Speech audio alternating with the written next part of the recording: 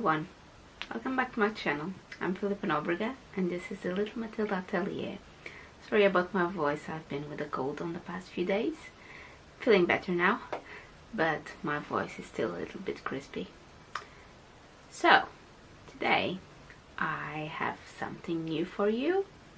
So I have been collaborating with an amazing doll company that it's IxDoll. They make these cute mui-chans. I have this one from them. This one was gifted.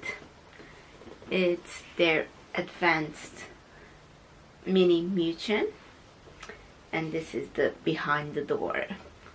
So he's still in box because some of them I take them away from the box, but the others I like to keep them in the box. I like, well, it's a thing. So, as you guys might remember, a few months ago I collabed with them in their project Secret Woodland with their Make Your mui-chan challenge, and I've made a Hachichi. I made the face up of a Hachichi and a mui-chan, and I sent them to them, and they are in exhibition. They have in their shop an exhibition. So they contact me again to make an unboxing video of one of their dolls, and I was so excited. I was so happy that I didn't think twice, and I agreed with another collaboration.